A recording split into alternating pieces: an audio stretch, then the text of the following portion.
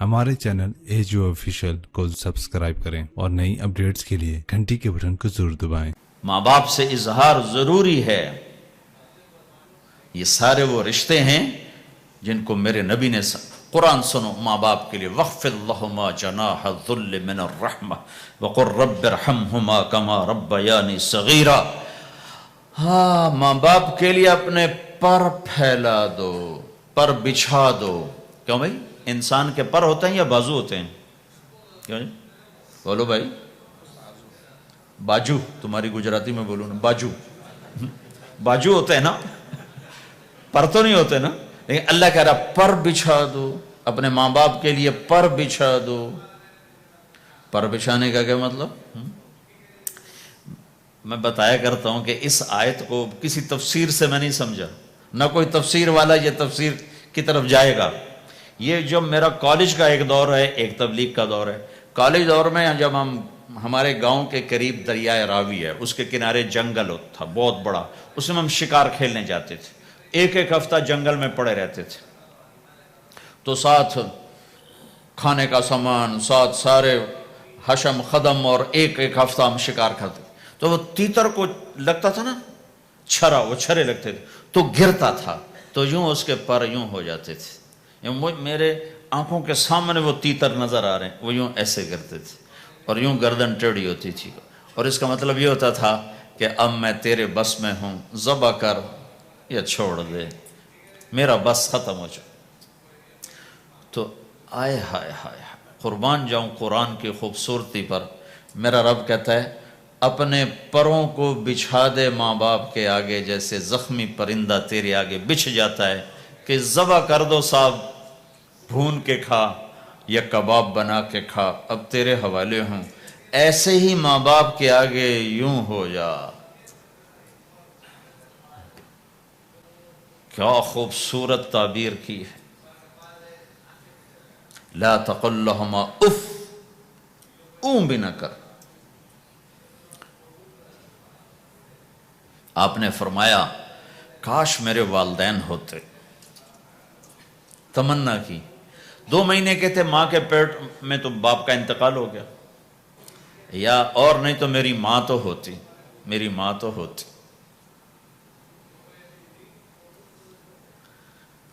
और मैं इशा की नमाज के मुसल्ले पे खड़ा होता और मैं सूरत फातिहा शुरू कर चुका होता, और इधर से मेरी माँ कहती मोहम्मद, तो मैं माँ के लिए नमाज तोड़ देता। मैं कहता लब्बैक या उम्मा।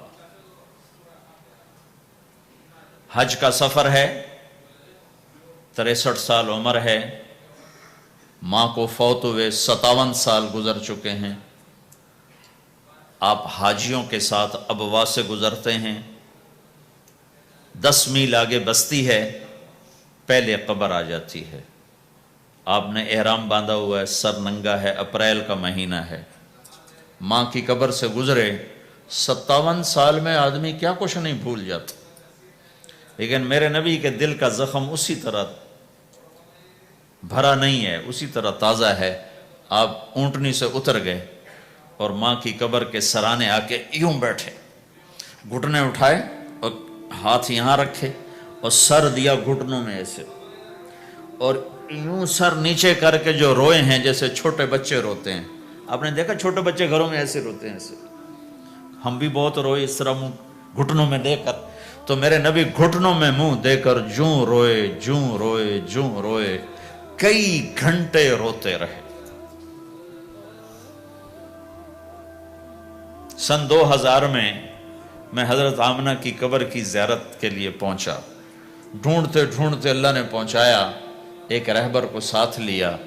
वो पहाड़ों के अंदर वो कब्र है, तो वो अंदर हमें ले गया। रास्ता कोई नहीं था, जिसको पता हो वो पहुंचा सकता है, वैसे कोई नहीं जा सकता। हो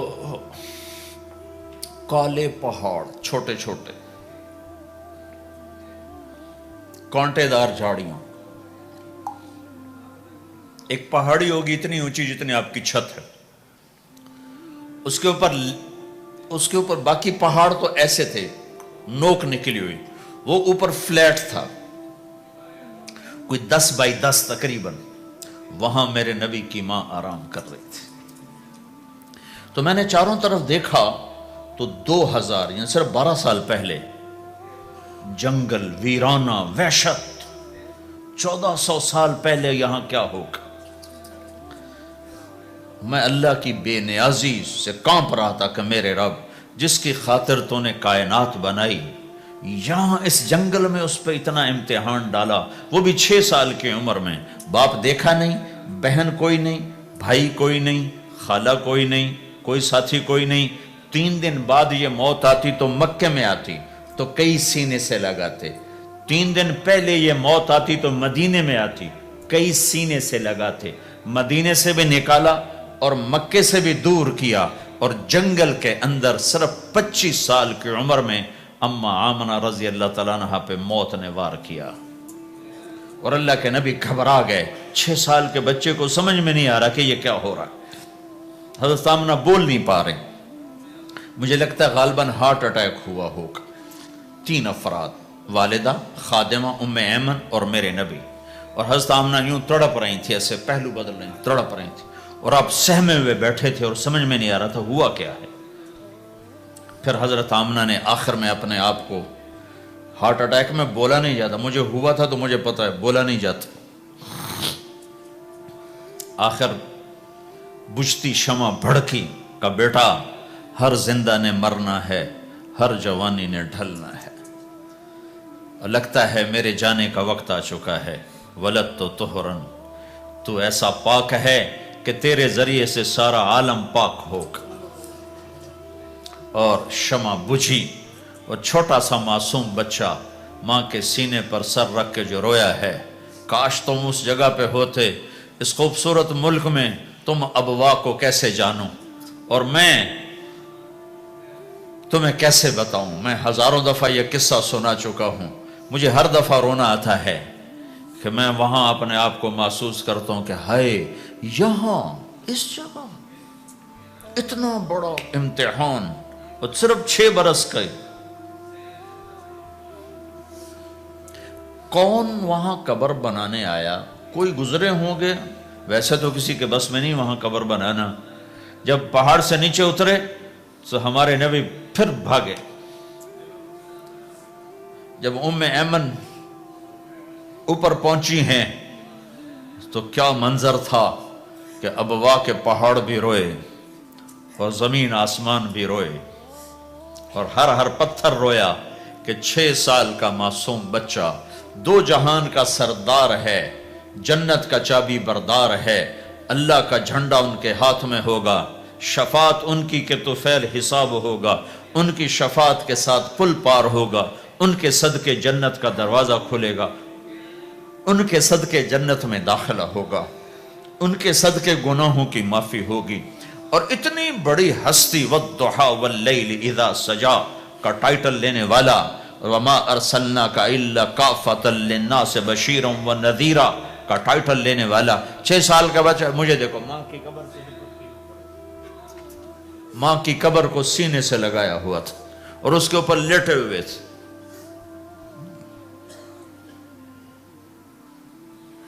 जब हज़रत उम्मे ऐमन पहुंची हैं तो अल्लाह के नबी क्या कह रहे थे? ऐ मेरी माँ, तुम्हें तो पता है ना तेरे सिवा मेरा कोई नहीं था, तू मुझे छोड़ के कहां चली गई, तेरे बगैर कहां जाऊंगा, मेरा कौन है अब तेरे सिवा। उम्मे ऐमन ने उठाया कि मुझे छोड़ दो, मैं कहीं नहीं जाऊंगा, मैं अपनी माँ के सिवा कहीं नहीं जाऊंगा। खींच के उठाया, नीचे लाई, ऊंटनी पे बिठाया। 3 रातें मुसलसल रोते रोते ये सफर हुआ है। हाय हाय, कोई आंसू, आगे कोई खाला नहीं बैठी, बाप भी नहीं बैठा हुआ, भाई भी कोई नहीं, बहन भी कोई नहीं है, कोई नहीं जिसके गोद में सर रख के अब ये बच्चा सोएगा। तन्हाइयों के साथ अब बसेरा है। तो मेरे नबी का खाना पीना छूट गया, कुछ नहीं खाते थे सारा दिन, जमजम के पानी के चंद घूंट पीते थे और तन्हा बैठे रहते थे। तो इस पर आपने ये कहा, काश मेरी मां होती तो मैं ऐसी खिदमत करता कि उसके पीछे नमाज भी तोड़ देता।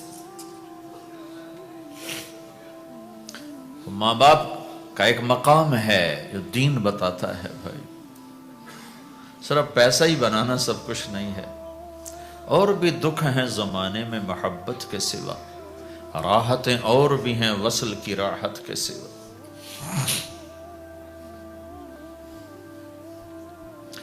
ماں باپ کا ایک مقام ہے، ان کو مقام دو، لیکن ماں کی وجہ سے بیوی پہ ظلم نہ کرو، بیوی کے عشق میں ماں پہ زیادتی نہ کرو۔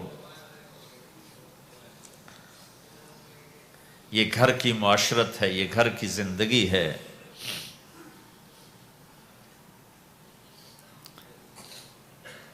حضرت نعمان بن حارثہ بن نعمان دو صحابہ کے بارے میں آتا ہے کہ جیسی انہوں نے ماں کی خدمت کی اور کسی نے نہیں کی، ایک حضرت عثمان، ایک حارثہ بن نعمان۔ حارثہ بن نعمان کے بارے میں تو آپ نے کہا میں جنت میں گیا تو میں نے قرآن کی تلاوت سنی، تو میں نے کہا یہ کون تلاوت کر رہا ہے؟ کہا جی حارثہ۔ کہا حارثہ تو مدینے بیٹھا ہے، یہاں تلاوت کیسے؟ تمہیں سنانے کے لیے کتنا بڑا سپیکر لگا ہوا ہے، اس ساتویں آسمان پر جنت ہے۔ تو کہا فرشتوں نے کہ جی ماں کی ایسی خدمت کی ہے، جب قرآن پڑھتے ہیں اللہ ساری جنت کو سناتا ہے۔